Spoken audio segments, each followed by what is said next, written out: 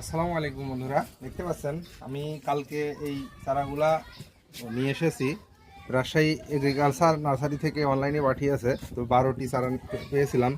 এর মধ্যে এই যে একটি লিচু আছে, সিডলেস লিচু, কিন্তু ওনারা পাঠানোর টেকনিক্যাল সমস্যার কারণে দেখেন মাথাগুলো সব ভেঙে গেছে। তো আমি মূলত এই গাছটা লাগাতে চেয়েছিলাম। এই যে দেখতে পাচ্ছেন এই লিচু গাছটি আমি লাগিয়েছিলাম আজ 5-7 বছর আগে, কিন্তু তেমন একটা ফলনও আসে না বা খেতেও তেমন একটা স্বাদ লাগে না। তাই এর পাশেই আর একটা গাছ লাগাবো। দেখতে পাচ্ছেন এইখানে, ঠিক দেখেন এই লিচু গাছটির গুঁড়াটা এইখানে আছে, আর তার 2 হাত পাশে এই পাশে লাগাবো। কারণ এই গাছটি যদি ভালো হয় বা হয়ে যায় তাহলে পরবর্তীতে এই গাছটা কেটে দেবো। তারপরেও এই গাছটি আছে পুকুরের দিকে হেলে, আর এটা লাগাবো ঠিক এইখানে, এই ফাঁকা দিয়ে উঠে যাবে। আর যদি ভালো হয় পরবর্তীতে ওই গাছটা কেটে দেব। তো আমাদের সঙ্গেই থাকুন, এখানে গাছটা লাগাবো। তো লাগানোর জন্য আমি কোনো কিছুই দেব না আপাতত, পরবর্তীতে আমি এটার পরিচর্যা করব।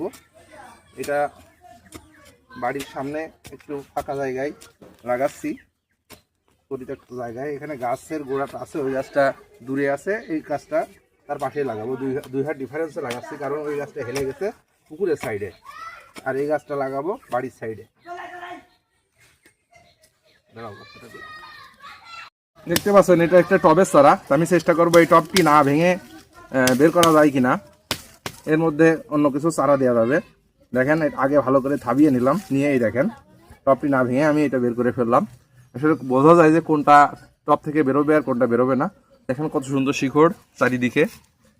এবার আমি এটা প্রতিস্থাপন করব। দেখেন এটা ঠিক মাটির লেভেলে দিচ্ছি, আর এটা ডালটা দিলাম একটু বাড়ির দিকে, যেহেতু ওইদিকে গাছ আছে। এটা এবার সুন্দর করে আমি মাটি দিয়ে